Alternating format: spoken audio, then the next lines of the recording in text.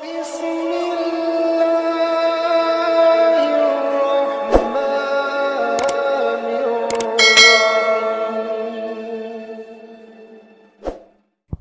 ada orang ngomong, tarekatku Nabawiyah, inilah afdalut thariqah. Ini kita tanya dulu definisi Nabawiyah itu apa. Yang ada itu dulu, ada orang berdebat.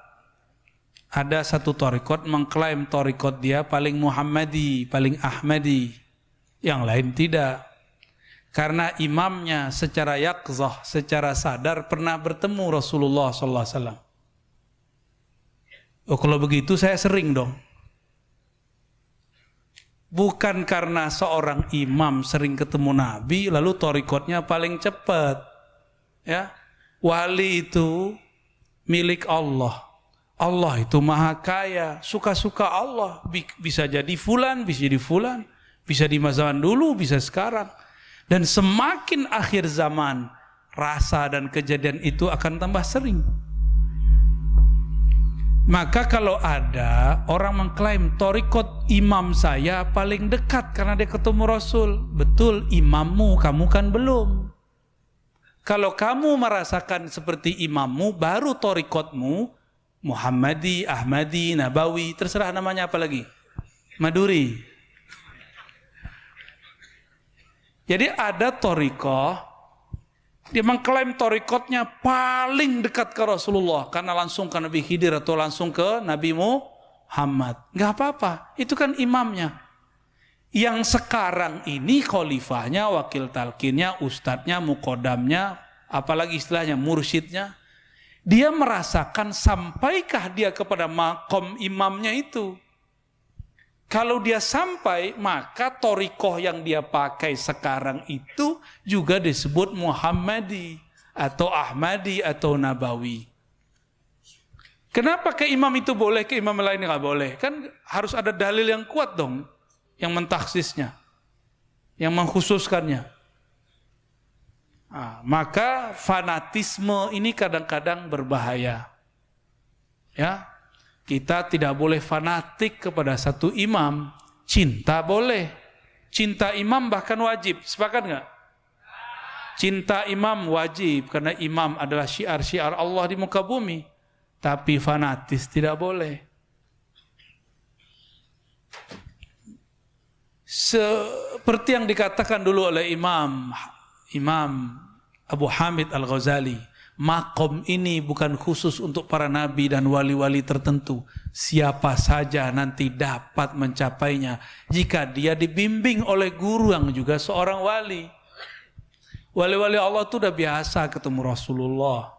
Cuma mereka itu enggak kegeeran, enggak ember terus ngomong, saya ini tiap hari ketemu Rasulullah. Enggak gitu. Malah kalau perlu disembunyi-sembunyikan. Ya, mereka menyembunyikan itu. Karena berbahaya, takut orang mengkultuskan. Nah, paham ya? Jadi semua thariqah yang punya sanad kepada Rasulullah, dia boleh disebut thariqah Nabawiyah. Nabawiyah ini dibagi lagi, ada Nabawiyah sanadan, ada Nabawiyah ruhan. Kalau dia cuma punya sanad ke Nabi, tapi ruhnya belum ketemu Nabi, maka baru sanadnya aja. Ruhnya belum bertemu. Ya kadang-kadang mursyid tarekatnya mimpi ketemu Nabi aja belum, apalagi mimpi ketemu nyata. Nanti ada kelompok nggak percaya kalau mimpi ketemu nyata, ya. Lalu pertanyaan kedua tentang amal fisik. Emang saya tadi ngomong kalau orang berakidah ini nanti dia pasti benar. Emang saya pernah ngomong begitu? Antum terlalu menghayati ya. Ini ngomong bab akidah, bukan ngomong bab akhlak, bukan ngomong bab fikih. Dan saya yakin kata-kata antum itu cuma perasaan aja. Ini saya pastikan. Apakah semua orang berakidah baik, dia beramal baik? Nuaiman itu pernah minum khamar loh, akidahnya baik. Ketika sahabat Nabi mengatakan, dia kan sahabat Rasul juga. Apa kata mereka? Ya Amirul Mukminin, lapor ke Sayyidina Umar. Uqtulhu, bunuh saja dia. Atau idribhu, pukul aja dia. Apa kata Sayyidina Umar? La, fa innahu yuhibbullaha wa rasulah. Ini Nuaiman walaupun mabuk, dia cinta Allah dan Rasulnya. Imannya benar gak? Lebih tinggi iman antum atau iman Nuaiman? Nuaiman itu satu-satunya orang bisa bikin Nabi ketawa ngakak. Ya. Ngakaknya Nabi kan cuma giginya yang terlihat, gak bersuara. Ada yang hadir sekarang imannya lebih tinggi dari sahabat, ada gak? Kalau ada kafir, bukan khawarij lagi, ya. Munafik minimal. Karena dalam Sahih Bukhari disebutkan, man amina minan nifaq fahuwa munafiq. Siapa yang merasa dirinya aman dari kemunafikan, dialah munafik. Dan Ibnu Abi Mulaikah, Hasan Al-Basri mengatakan, kami bertemu puluhan sahabat Nabi, tidak ada satupun yang mengatakan imani ala imani Jibril, imanku seperti iman Jibril, enggak ada satupun. Saya ulangi pertanyaannya, sahabat Nabi ada yang dosa enggak? Ada tuh Nuaiman. Nuaiman akidahnya benar enggak? Kenapa dia masih berdosa, bermaksiat? Ya, itu tadi akidah Khawarij itu, hati-hati. Khawarij itu memastikan kalau akidah benar orang enggak boleh salah. Mana bisa begitu? Kita ini mahallun nisyan wal khata'. Apa kata Allah Tabaraka wa Ta'ala dalam Al-Hadis Al-Qudsi? Hafalkan hadis ini biar enggak pakai akal-akalan kalau beragama. Kullu bani Adam khata'. Kullu khata'. Setiap anak keturunan Adam itu bersalah, berdosa. Ini Bani Adam atau Bani Syaitan? Bani sama kita ya. Atau Bani Gundruwo? Gundruwo udah kayaknya udah marah-marah ini. Tenang bro. Hujan aja kita minta berhenti-berhenti kok. Masa ente mau deket-deket ya?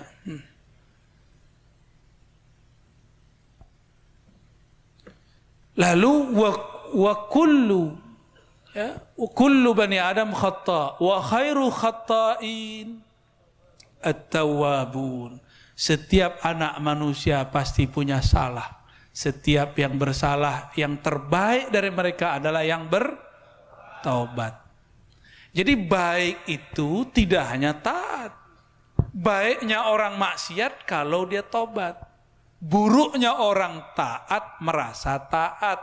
Makanya ayatnya fawailul lil musallin. Celaka bagi orang yang merasa sudah taat sholat. Ngerasa sholat nggak tadi? Di Quran doa Nabi Ibrahim bukan Rabbi ja'alni munal musallin, nggak ada. Rabbi ja'alni muqimis salah, bukan musallin. Karena muqim dengan musalli beda. Muqim itu berusaha untuk soleh. Kalau musallin sok soleh, sok sudah benar. Itu khawarij itu. Khawarij ini salah sedikit dianggap akidahnya salah. Jadi standarnya kalau orangnya nggak benar secara zahir berarti akidahnya nggak benar. Kalau begitu berapa banyak sahabat yang kafir dengan kalam antum tadi? Berapa banyak sahabat Nabi tabiin yang jadi fasik dengan kaidah tadi? Berbahaya nggak? Jadi saya ngomong begini bukan marah loh ya. Emang saya ngomongnya begini kalau udah bab akidah. Suaranya udah begini-gini udah. Maka jangan nanya akidah sama saya. Nanya tasawuf aja biar adem. Kalau nanya tasawuf bisa mewek-mewek antum nanti ya. Kalau nanya politik takbir-takbir ya. Giliran diajak takbiran kabur. Bid'ah ya. Taib. Paham nggak? Saya tanya ulang. Kalau orang akidah aja benar, bisa salah nggak amalnya? Kalau ada orang akidahnya gak benar, amalnya ada nggak yang benar? Ada, jadi nggak jaminan. Oke? Oke. Kata orang Madura, iki apa? Eki. Heki. Apalagi ketiga, Pak Kiai? Perbedaan yang terjadi di masyarakat tentang NU. Oh ya, saya paham. Ya. Belum ada NU, belum ada Muhammadiyah, sudah ada Ahlus Sun. Benar nggak? Belum ada SI, belum ada apa lagi? Masyumi, belum ada semua. Ahlus Sunnah udah ada. Kawan saya debat saya, kamu organisasi ini ya? Waktu itu dia melihat saya berzikir ala thariqah. Sebelum kamu ini, saya bilang, sebelum ada organisasi yang kamu sebut itu, tarekat yang saya amalkan ini sudah ada. Di Mekah orang Naqsyabandiyah itu nggak NU. Di Mesir orang Tijani, orang Syazili bukan orang NU, bukan orang Thariqah Mu'tabarah. Di Hadramaut orang berthariqah Ba'lawiyah bukanlah orang NU, bukan juga orang SI, bukan juga Muhammad. Itu thariqah lebih tua dari organisasi kita. Lalu organisasi ini ketika buat ADART, buat manhaj, maka dia adopsi. Kami mengadopsi apa gitu. Itu boleh-boleh aja. Selama dia tidak mengklaim di luar organisasi kami tidaklah aswaja. Di Sumatera ada Persatuan Tarbiyah Islamiyah. Itu Ahlussunnah wal Jamaah. Munculnya bersamaan 1926, 1928 lah. Lebih tua NU atau Muhammadiyah secara organisasi? Muhammadiyah 1912. Pendirinya siapa?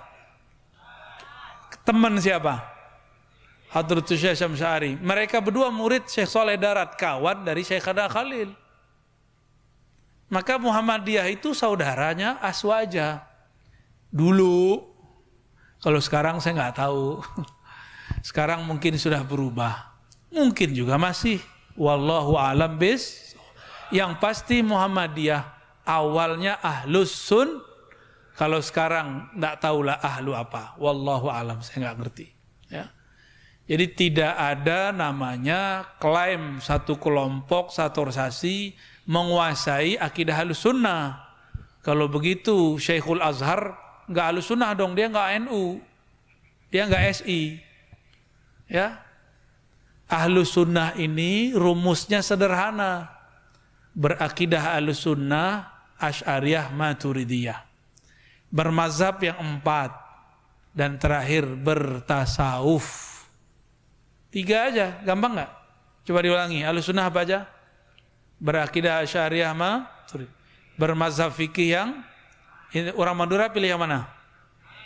Benar. Kok Syafi'i kita beda-beda tipis ya? Yang ketiga, bertasawuf. Tasawufnya orang Madura biasanya lewat thariqat apa? Naqsyabandi, apalagi? Tijani, apalagi? Syazili, apalagi?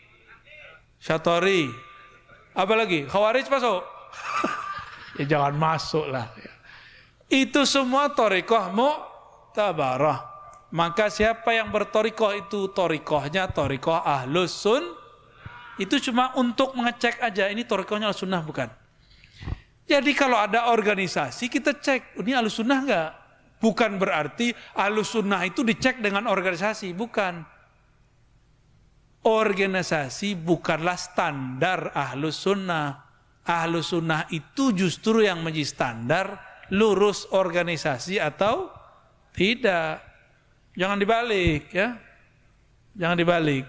Nanti orang Sumatera juga marah, bukan orang Madura yang marah. Orang Sumatera juga marah. NU baru masuk kemarin sore. Ya, NU baru masuk belum berapa lama tahun ini. Di sana Perti namanya, Perti Persatuan Tarbiyah Islamiyah. Di Sumatera Utara ada Wasliyah. Saya baru ketemu dengan senior saya, ya, dosen di UIN juga, orang Aceh ya. Tengku lah, doktur. Kata dia, Ar-Razi, ini gimana pendapat Ar-Razi tentang Muktamar NU? Lalu saya tanya, Tengku kan bukan NU, ngapain mikirin NU? Iya, tapi kan akidah kita sama dengan NU. Ternyata orang Aceh akidahnya sama dengan NU. Apa yang sama? Ahlus Sunnah Asy'ariyah Maturidiyah. Organisasi boleh beda. Ini kabar aja kalau di sana sama. Ya. Habib Umar NU nggak? Akidahnya apa? Asy'ariyah. Bertasawuf Ba'lawi. Bermazhab Syafi'i. Ahlus Sunnah nggak perlu NU. Ya. Tapi kalau mau NU boleh nggak? Mau SI boleh nggak? Muhammadiyah boleh nggak? Beneran. Ntar saudaranya Muhammadiyah diusir. Ya, jangan kawin sama dia, Muhammadiyah gitu. Jangan sampai ya. Wallahu a'lam bis-shawab.